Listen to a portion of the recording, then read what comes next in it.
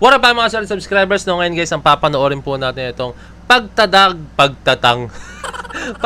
na documentary official trailer. No? So okay guys, alam niyo naman 'di ba? And gusto ko nga siyang makita talaga as in yung ganitong klase. Actually, 2 minutes siya, tama, 2 minutes na.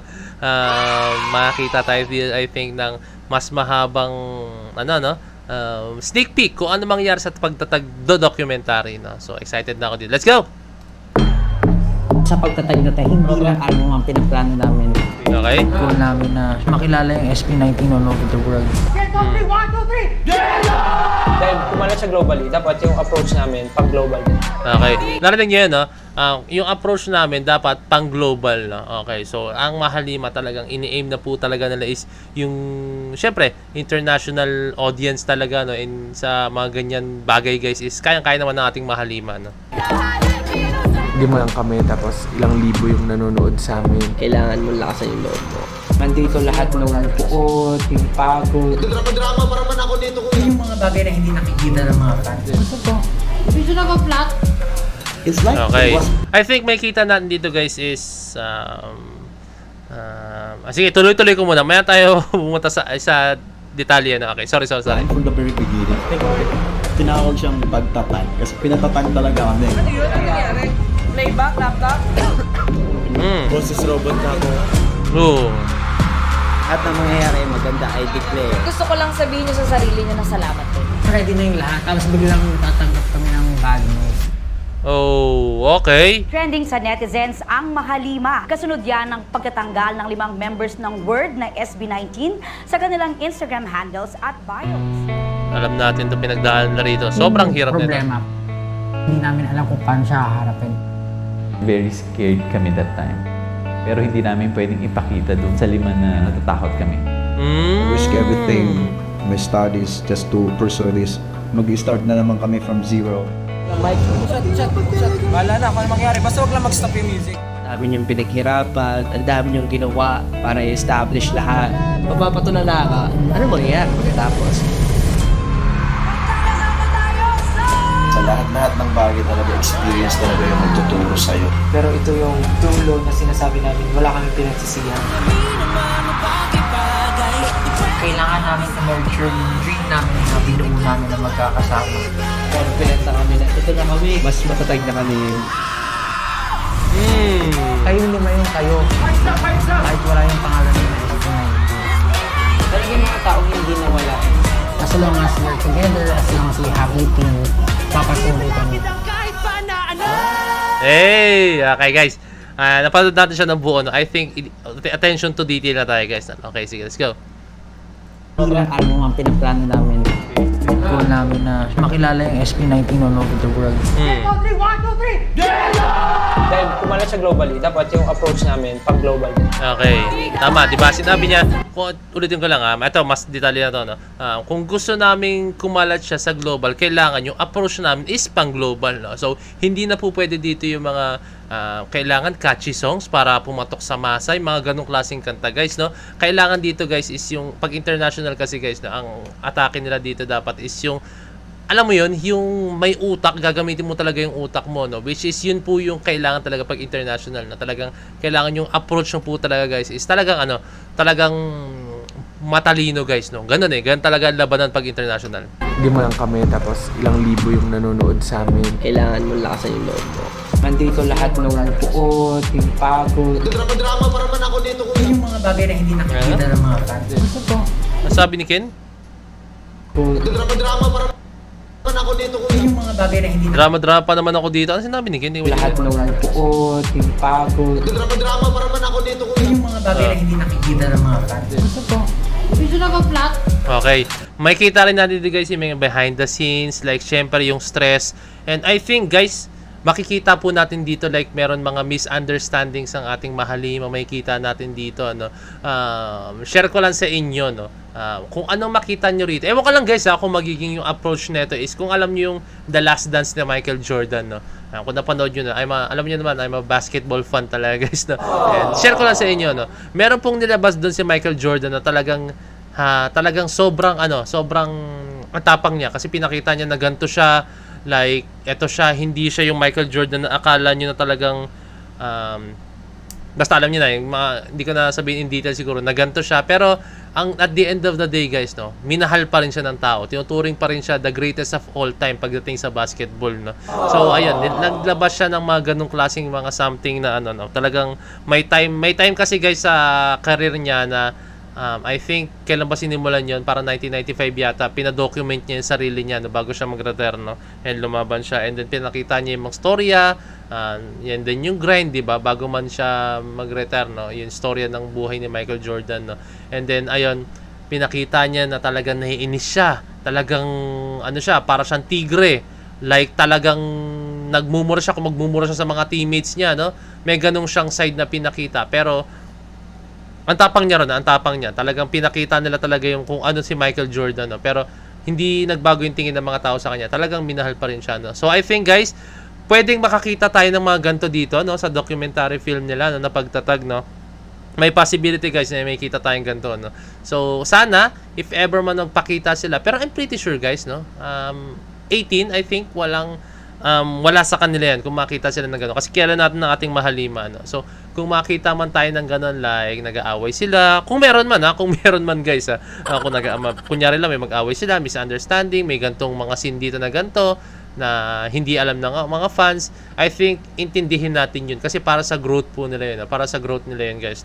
Lahat na nangyayari yun, misunderstandings, away, mga technical difficulties, para yun sa growth nila, guys, na, diba? Alam niyo yan. Para sa kanila rin yun, no? So, wag nating limitahan yung utak natin na, alam mo yun, pumatol tayo sa mga ginagawa sa social media, no? Alam niyo na, yung mga kaibang ganun, makita lang ng ganito, ay, ganito pala, no? Nakakainis lang yung mga ganun. It's like it was planned from the very beginning. Tinawag siyang pagtatag kasi pinatatag talaga kami. Kita niyo na. Tinawag siyang pagtatag kasi pinatatag talaga kami, no? So, tulad ng sinabi ko kanina, 'di ba? Saktong-sakto yung sinabi ko, no? Tinawag siyang pagtatag para patagin kami. So, kung ano pinagdaanan nila sa documentary film na 'yan, dahil 'yun kung ano sila ngayon, no, 'di ba? So, yung mga bagay na 'yon, negative man 'yan or positive, no? Dahil 'yun resulta nun is yung success ng ating mahalima. Boses robot na ako. Okay, isa rin to sa mga guys, sa mga may hirap pag nangyayari sa mga live performance, no? Like pag halimbawa man namalat sila or parang biglang hirap sila kumanta, no? Isa rin to sa mga may hirap, no? So may kita natin yung panidiskarte nila para hindi sila dumating sa point na wala silang boses every performance nila, no? At ang mangyayari, maganda, I declare. Gusto ko lang sabihin nyo sa sarili nyo na salamat din. Ready na yung lahat, tapos biglang tatanggap kami ng bad news. Okay, alam natin to. Trending sa netizens ang mahalima. Kasunod yan ng pagtatanggal ng 5 members ng Word na SB19 sa kanilang Instagram handles at bios. Okay, no? So, yung challenge na yun, guys, no? Mas nagpatatag sa atin yun, no? Mas nakita natin kung, unahin ko na yun sa mga fans, mas nakita natin kung sino po talaga yung mga taong mag-i-stay para sa SB19, no? Even though na alam natin wala na yung pangalan ng SB19 that time, no? Wala na po yung pangalan ng SB19 that time, no? Pero mas makikita natin kung sino po yung mga mag-i-stay, no? Like, wala na, babagsak na yung SB19 nito, hayaan na natin yan, puntahan tayo sa ganito, no? Ito na lang gawin natin, mga ganun, no? Pero nakita natin yung suporta pa rin ng fans, talagang andun pa rin sila, no? Nakaka-touch lang din, lalo na 18 syempre, no? Sila andyan talaga sa SB19, talagang pinatatag nila ang loob ng ating mahalima, no? And at the same time, guys, yung SB19, no, na-down sila, yung management, as in lahat, no?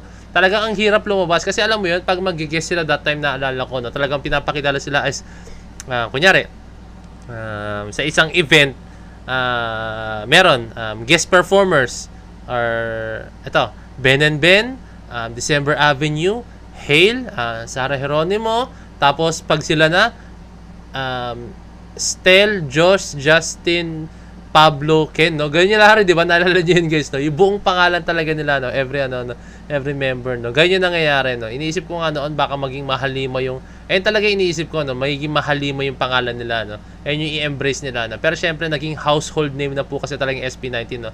Mahirap siyang bitawan, no? So, meron pa rin siya ngayong yata, pero at least na-handle na. Ang pinakamalaga naman, guys, is na-handle siya ng maayos, no? And nabalik yung pangalan sa kanila. Pero ayun yung pinakamahalaga, nabalik yung pangalan nila. Meron pa rin problema ngayon, guys, as in alam ko meron pa rin yata, no? Pero ang mahalaga is nabalik yung pangalan sa kanila. Yung problema, hindi namin alam kung paano siya haharapin. Very scared kami that time. Pero hindi namin pwedeng ipakita dun sa 5 na natatakot kami. Okay. I risk everything. Tama yan, di ba? Sila yung sa management, no? So, hindi nila pwede ipakita sa Mahalima na natatakot sila. Kasi, ang Mahalima, they need to perform at 100% guys, no? Kailangan nila mag-perform sa 100% nila, no? Kasi tandaan nyo guys, pag halimbawang naapektuhan kayo mentally or emotionally or physically, I think pag sinabihan ka ganon ng management nyo na, guys, hindi namin mababalik na ang pangalang SB19, no? I think madadown sila, no? May tendency maapektuhan yung performance nila, no? So sila, ginagawa ng management yung role nila, no? Na kailangan gawa tayo ng paraan. Kailangan palakasin natin loob ng ating Mahalima, no? So, ayun yung nangyari, guys, no? Talagang hindi nila pinarating sa SB19 na talagang nahihirapan silang gumawa ng paraan. I think ang ginagawa nila, guys, magagawa natin ng paraan. Stay positive, kaya natin to, guys. Basta, do your thing and we will do our own thing. Parang gano'n, no? So, ayun. Ayun yung mga magandang traits po talaga ng mga management, no? Na talagang hindi nila binibigay yung pressure sa ating Mahalima pagdating sa side na hindi naman talaga nila dapat sakop na yan. My studies just to pursue this. Mag-start na naman kami from zero. Okay, no? Kasi di ba pag nawala yung pangalang SB19, no? Parang start ulit tayo from zero, no? Even though alam natin, hindi naman to the point na zero. I think mas mababa lang siguro sa mga 20%. I think mga 15 kasi syempre iba yung sakop pag SB19 talaga yung pangalan. Alam niyo yan, alam niyo yan. Chat. Bahala na kung ano mangyari. Basta wag lang mag-stop yung music. Okay. Yung pinaghirapan, ang dami niyong ginawa para i-establish lahat. Mapapatunala ka, ano mangyayari pagkatapos? Sa lahat-lahat ng bagay talaga, experience talaga yung magtuturo sa'yo. Pero ito yung... Tama. Sa lahat-lahat talaga guys, yung experience talaga yung magtuturo sa'yo, no? Pinakamagandang experience po talaga, or pinakamaganda ba or pinakamalupit na teacher the best talaga na teacher guys is yung experience po, no? Kasi tandaan nyo, kahit gaano kayo katalino, mas para sa akin this is just my own experience, kahit gaano kayo katalino, talo kayo ng mas may experience or mas masipag guys, no? Ayun, parang ganun. Syempre, pag mas masipag guys is talagang alam mo yung mga tamang diskarte. Pero kung matalino ka, is alam mo lang yung plano pero hindi mo alam kung ano mangyayari